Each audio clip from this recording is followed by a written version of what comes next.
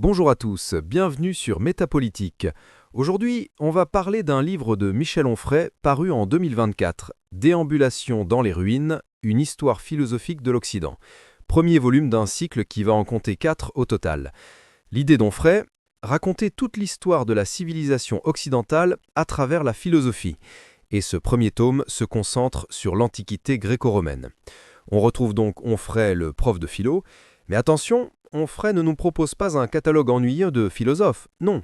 Il nous présente la philosophie comme une véritable guerre des idées, structurée autour de ce qu'il appelle des dyades, c'est-à-dire des oppositions entre deux penseurs ou deux concepts. C'est tout de même relativement ennuyeux et long, mais j'avoue être plutôt le public pour ce genre de livre. Dans son introduction, Onfray pose le décor. L'Occident, autrefois défini par la raison, l'humanisme et le progrès, est aujourd'hui attaqué. Pour comprendre comment on en est arrivé là, il faut remonter aux sources. Et pour analyser ces sources, il va utiliser la tension dialectique entre deux forces, l'apollinien et le dionysiaque.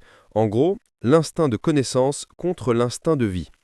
Le titre du livre, Déambulation dans les ruines, a un double sens. D'abord, au sens littéral. Il ne nous reste que des fragments de la philosophie antique, en grande partie détruites par les autodafés chrétiens, mais aussi au sens métaphorique. Ces ruines sont les fondations sur lesquelles s'est construite toute notre civilisation. Allez, entrons dans le vif du sujet avec les 12 dyades qui structurent le livre. Chapitre 1. Les principes. La dialectique ou l'ontologie, avec d'un côté le flux du fleuve, fragment d'Héraclite, de l'autre la sphère idéale, fragment de Parménide. Onfray décrit ici la philosophie de deux philosophes grecs présocratiques, Héraclite et Parménide. Héraclite est le penseur du flux, dont l'idée est résumée par « on ne se baigne jamais deux fois dans le même fleuve ». Héraclite est pessimiste, car il pense le réel comme un flot perpétuel où rien ne dure. Sa pensée est dialectique, soutenant que la confrontation et la discorde engendrent la plus belle harmonie. Héraclite propose une ontologie vitaliste et un panthéisme dans lequel le feu, la raison et Dieu, le logos, sont confondus. Parménide est l'inventeur de l'ontologie, discipline s'occupant de l'essence, ou de l'être en tant qu'être. Pour être plus basique, l'ontologie c'est discuter de mots avec une majuscule, signalant ainsi leur statut ontologique, c'est-à-dire leur nature d'être. Au-delà des objets physiques ou des mots courants, c'est une convention pour désigner des concepts fondamentaux. Parménide croit que tout est immodile à l'image d'une sphère qui se suffit à elle-même. Le philosophe accède à la vérité par une initiation divine qui lui révèle la nature de l'être, avec une majuscule, totale. Il est. Cette ontologie dualiste oppose l'opinion à la vérité et le sensible à l'intelligible. Chapitre 2. La réalité. L'atome ou l'idée, avec d'un côté le rire matérialiste, le grand système du monde, de l'autre le quelque chose invisible. Le Phédon de Platon. Démocrite est le penseur du matérialisme, affirmant que l'univers est composé d'atomes agencés dans le vide. Sa philosophie est intrinsèquement liée à la joie, son rire, face à la nécessité implacable qui régit le monde. Il propose une connaissance légitime intellectuelle des atomes qui sont des substances concrètes, illimitées et en mouvement. La physique atomiste évince toute métaphysique ou Dieu créateur. Platon est l'ennemi juré de Démocrite, cherchant à déconstruire le matérialisme au profit de l'idéalisme. L'idée est une réalité en soi, invisible et intelligible, à laquelle seule l'âme peut accéder par la purification, le corps étant une prison, et la réminiscence des vies antérieures. L'allégorie de la caverne démontre que le monde sensible n'est qu'une illusion et que seule la contemplation des idées mène à la véritable réalité. Chapitre 3. Le couple. Le mariage ou le libertinage. D'un côté, le lit nuptial, la mesure qui convient à la femme et autres fragments. De l'autre, les copulations sauvages, les hypothèses philosophiques d'Hipparchia. Ce chapitre examine les écrits des femmes pythagoriciennes, comme Périxionée, qui célèbrent le mariage monogame et la famille comme l'expression terrestre de l'harmonie cosmique. Leur doctrine est patriarcale et exige de la femme la mesure, l'obéissance au mari, le respect du lit nuptial et la maîtrise de ses passions, y compris la jalousie en cas d'infidélité masculine. Le chapitre suivant traite du cynisme antique, illustré par Cratès et Hipparchia. C'est l'école de l'ensauvagement et du rejet des conventions sociales et conjugales. Ils défendent la communauté des femmes, la liberté sexuelle et même la copulation en public. Hipparchia est un exemple de femme ayant acquis l'égalité philosophique en embrassant cette vie rude et en s'affranchissant des rôles féminins traditionnels. Chapitre 4. La vérité. La vérité ou le business. D'un côté, la vocation, le démon de Socrate de Plutarque. De l'autre, la vie mercenaire, l'art éristique de Protagoras.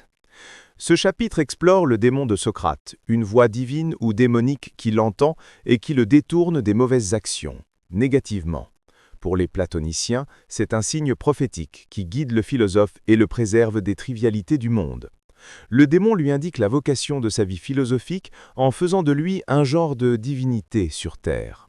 Les sophistes, dont Protagoras, sont eux des orateurs itinérants qui monnaient cher leurs notions à la jeunesse riche, vivant une vie mercenaire. Protagoras est célèbre pour ses thèses relativistes et sensualistes. L'homme est la mesure de toute chose et tout est vrai. Cette philosophie, centrée sur la subjectivité, se soucie plus de la forme argumentelle que du contenu moral, permettant de plaider n'importe quelle cause. Chapitre 5. La nourriture, le cannibalisme ou le végétarisme. D'un côté, les délices de la chair humaine, fragment de Diogène, de l'autre, la religion du légume, de l'abstinence de Porphyre. Diogène de Sinope est l'un des rares penseurs à défendre le cannibalisme, anthropophagie. Cette transgression est justifiée par sa philosophie moniste et matérialiste. Puisque tout est à la fois dans tout et partout, manger de la chair humaine revient à ingérer de la viande animale ou du végétal, car tout est composé des mêmes corpuscules de matière.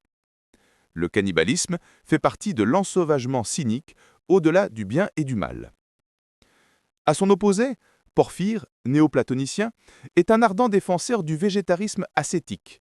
Le corps est lourd et la consommation de viande, chair animale, nourrit la chair humaine, rendant l'âme impure et l'attachant aux sensations.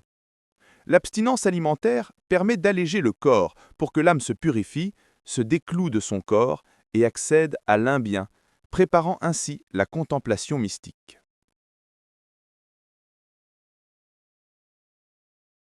Chapitre 6. Le bonheur. Le plaisir ou la vertu. D'un côté, danser habillé en femme. Fragment d'Aristippe de Cyrène. De l'autre, la puissance de la volonté. Les Tusculanes de Cicéron. Aristippe de Cyrène est le père de l'hédonisme cinétique, plaisir en mouvement, considérant le plaisir du corps comme le souverain bien. Il prône l'autonomie et une vie facile, sans être aliéné par la richesse ou la famille. Il justifie la fréquentation des courtisanes et l'amour libre, car le philosophe doit posséder les plaisirs sans être possédé par eux. Cicéron, un Romain pragmatique, érige lui la vertu et l'honneur en souverain bien. Son travail vise à trouver des remèdes pour apaiser l'âme face au chagrin et à la peur. Il prône une éthique de l'autonomie, obtenue par un raidissement de l'âme, puissance de la volonté, et un entraînement constant, à l'image des soldats et des gladiateurs. Il soutient que philosopher, c'est apprendre à mourir. Chapitre 8. Le plaisir ou l'ascèse. D'un côté, étouffer ses désirs, l'être aménécé d'Épicure.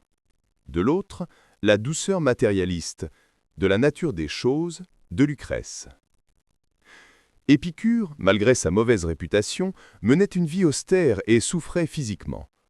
Sa morale est un quadruple remède, tétrapharmacone, qui vise la parfaite sérénité et l'ataraxie, absence de trouble. Il recommande une diététique des désirs où seuls les désirs naturels et nécessaires, manger du pain, boire de l'eau, doivent être satisfaits, tandis que les désirs non naturels, richesse, honneur, sexe, doivent être renoncés ou gérés avec prudence. Lucrèce, dans son poème épicurien, développe un matérialisme vitaliste et consolateur. Il affirme que l'univers est un jeu d'atomes en chute, un mouvement rendu possible par le clinamen, déclinaison imprévisible de l'atome, qui introduit le libre arbitre. Il démystifie les grandes peurs humaines, les dieux, créés par l'homme, l'enfer, qui est sur terre pour le non-épicurien, et l'amour passionnel, auquel il faut préférer la Vénus volage ou l'épouse romaine ataraxique.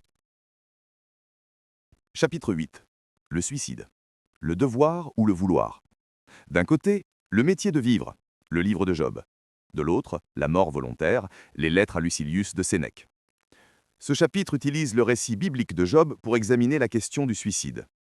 Job, affligé par le mal par le démon, pour juger de sa foi, le corps entier recouvert de pustules et d'ulcères, refuse de maudire Dieu et de mettre fin à ses jours, même sur l'incitation de son épouse qui lui dit « Maudis Dieu et meurs ». Pour le croyant, le suicide est un péché contre la foi et l'espérance, car il refuse d'accepter le mal que Dieu envoie par la souffrance ou le malheur, comme une épreuve.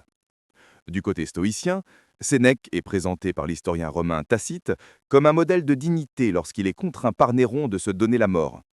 Sénèque affirme que l'important n'est pas de vivre longtemps, mais de vivre bien. La mort volontaire, le suicide, qui n'avait pas de mot associé dans l'Antiquité, est l'ultime instrument de la liberté et de la souveraineté sur soi, permettant aux sages d'échapper à la servitude ou à une vie privée de qualité.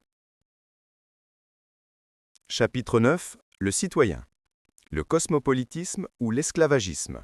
D'un côté, la République des chiens, la République de Zénon de Citium. De l'autre, un destin de navette, la politique d'Aristote. Zénon de Citium, le fondateur du stoïcisme, a été fortement influencé par le cynisme. Sa République est une utopie contre-culturelle qui prône le cosmopolitisme, tous sont concitoyens du monde, et une vie en obéissance totale à la nature. Il refuse les lois, les dieux, les tribunaux et défend des pratiques transgressives comme l'inceste et l'anthropophagie au nom de l'égalité et de la liberté. Aristote, lui, légitime l'esclavage en affirmant qu'il est utile à la vie domestique et politique, l'esclave étant un instrument animé du maître. Il soutient l'idée d'une servitude par nature, où certains hommes sont destinés dès la naissance à l'esclavage, ayant des corps adaptés aux gros travaux et une âme incapable de posséder pleinement la raison. L'esclavage est donc bienfaisant et juste pour cela. Chapitre X. La connaissance, la rhétorique ou l'aphasie. D'un côté, un art oratoire vertueux, institution oratoire de Quintilien. De l'autre, la certitude du relativisme, fragment sur Pyrrhon. Quintilien, rhéteur romain, affirme que la rhétorique est l'art de bien dire et doit être indissociable à la vertu. L'orateur parfait doit être un homme de bien qui met son éloquence au service de la vérité et de la justice, s'opposant aux sophistes qui monnaient leur talent sans éthique. La rhétorique est une ascèse et un exercice spirituel qui exige de l'orateur de se purifier des passions mauvaises. Pyrrhon d'Ilis, le fondateur du scepticisme, lui pratiquait l'indifférence et l'apathie dans sa vie quotidienne. Sa doctrine, influencée par les sages indiens, affirme qu'il est impossible de connaître la nature véritable des choses en raison du relativisme des perceptions, les tropes.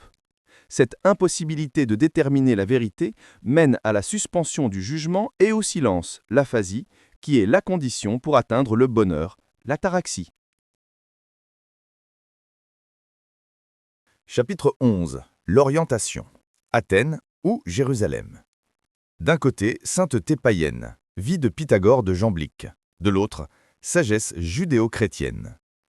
La vie contemplative de Philon d'Alexandrie. Jamblique présente Pythagore comme une figure divine, descendant d'Apollon, doté de miracles et d'une cuisse en or. La vie pythagoricienne est une quête de salut et de purification par une ascèse stricte, végétarisme, abstinence et une vie communautaire. Le salut est assuré par l'entraînement de la mémoire, y compris des vies antérieures, la pratique de l'amitié, comme lien ontologique, et la musicothérapie, pour harmoniser l'âme. Philon d'Alexandrie, contemporain de Jésus, est lui un philosophe juif, qui a synthétisé l'hellénisme, platonisme et le judaïsme, Moïse, Torah. Il décrit les thérapeutes, une communauté d'ascètes qui pratiquent le jeûne, le renoncement au bien et la méditation. Leur objectif est la contemplation de l'être et l'union avec le divin, grâce à l'étude allégorique des Saintes Écritures. Chapitre 12. La souffrance, l'ici-bas ou l'au-delà. D'un côté, supporter la vie, pensée de Marc Aurèle. De l'autre, sortir du monde, les Énéades de Plotin. Marc Aurèle, l'empereur stoïcien, cherche à atteindre la sérénité face à la souffrance. Sa méthode, la psychagogie, consiste à démystifier et à réduire les objets de désir, mets, sexe, honneur, pour les mépriser, se souvenant que tout est flux et transformation. Le sage doit connaître la nécessité du réel, monisme vitaliste, et l'aimer, amor fati. La souffrance n'est effective que si l'âme y consent, et la maîtrise de soi permet de supporter noblement ce qui arrive. Plotin, néoplatonicien, est lui le penseur de la fuite du monde et du dolorisme. Il cultive le mépris du corps et prône une ascèse radicale, refus d'hygiène, jeûne, pour l'affaiblir, préparant ainsi l'âme à l'extase. Son travail philosophique est une purification lente visant à dissocier l'âme, qui est une part de l'intelligible, du corps, afin de s'unir à l'un bien, principe suprême. Voilà, on arrive au bout de ce voyage dans les ruines de la philosophie antique. Et Onfray conclut avec une idée forte, le christianisme n'a rien inventé. C'est un platonisme pour le peuple, comme disait Nietzsche. Il a recyclé toutes les thématiques païennes, le dualisme corps-âme, le dolorisme stoïcien, l'ascétisme, la mystique néoplatonicienne. Les philosophes grecs, loin d'être purement rationnels, intégraient déjà l'irrationnel et le religieux, métempsychose, démonologie, cultes orientaux. Et l'âme, une fiction, un pur postulat philosophique. Mais c'est sur cette fiction que s'est construit tout le bloc judéo-chrétien. Voilà pour ce premier volume. Les 3 suivants traiteront du christianisme, de la Renaissance à la Révolution, puis de notre modernité nihiliste. Déambulation dans les ruines de la philosophie nous montre que nos débats contemporains, matérialisme contre idéalisme, plaisir contre vertu, autonomie contre tradition, étaient déjà au cœur des affrontements philosophiques il y a plus de 2000 ans. Les ruines parlent encore, et elles ont beaucoup à nous dire. Je précise d'abord que je suis un lecteur de longue date de Michel Onfray. Je l'ai découvert avec le traité d'athéologie en 2005, à une époque où je sortais tout juste de mes études et où je m'intéressais beaucoup aux religieux, mais avec la curiosité d'un athée. Ce livre avait été une révélation, et j'ai enchaîné aussitôt avec le premier volume de sa contre-histoire de la philosophie. J'avais détesté la philo au lycée, mon prof était une catastrophe, et au fond, c'est Onfray qui a vraiment été mon professeur. C'est donc avec cet attachement que j'ai commencé son nouveau livre, Déambulation dans les ruines. Le titre laissait espérer un voyage philosophique à travers les sites antiques que l'on peut encore visiter en Europe, Athènes, Éphèse, Rome, Delphes. Ce ne sera pas cette approche. Et comme Onfray ne rate jamais une occasion de commenter l'actualité ou de lire le monde contemporain à travers les prismes de l'histoire et des idées, je m'attendais aussi à un essai qui utiliserait la philosophie antique pour éclairer notre époque, ou du moins pour interroger la civilisation européenne telle qu'elle se présente aujourd'hui. En réalité, ce premier volume ressemble surtout à une version condensée du tome 1 de sa contre-histoire de la philosophie. Les ruines du titre ne sont pas vraiment exploitées, ni comme décor, ni comme métaphore. Le livre prend plutôt la forme d'un cours d'histoire de philosophie antique, très documenté, parfois verbeux, rempli de citations, souvent des fragments isolés que l'histoire nous a laissés par miracle. Le projet de départ est intéressant, organiser toute la pensée antique en diade, Héraclite contre Parménide, Platon contre Démocrite, les pythagoriciens contre les cyniques, les stoïciens contre les cyrénaïques, Épicure contre Lucrèce. L'idée d'une guerre des idées est féconde, et les thèmes abordés auraient pu permettre une lecture vraiment contemporaine de ces débats antiques. Mais la lecture se révèle assez pénible. Certains chapitres se perdent dans des détails inutiles, comme celui consacré au pythagorisme et aux femmes, où Onfray multiplie les citations de philosophes féminines, façon Treadwives de l'époque, sans que cela amène grand-chose. On retrouve cette tendance dans plusieurs de ses derniers livres, des digressions, des redites et des conclusions un peu forcées qui donnent l'impression qu'il se recentre après s'être égaré. Ce que j'aurais aimé, c'est moins de compilation et plus d'analyse, moins de répétition d'idées déjà développées dans ses ouvrages précédents, et davantage de mise en perspective. Comment ces philosophies antiques ont façonné notre civilisation et comment elles continuent d'habiter nos façons de penser. Au final, ce livre n'est pas inintéressant, loin de là, mais c'est juste un cours de philosophie antique, et il ressemble trop à une synthèse de travaux anciens. Il manque ce fil rouge que le titre laissait espérer, et cette lecture du présent que l'on attend aujourd'hui d'Onfray. Je suis toutefois curieux de voir ce qu'il fera dans les 3 tomes suivants, que je lirai sans hésiter.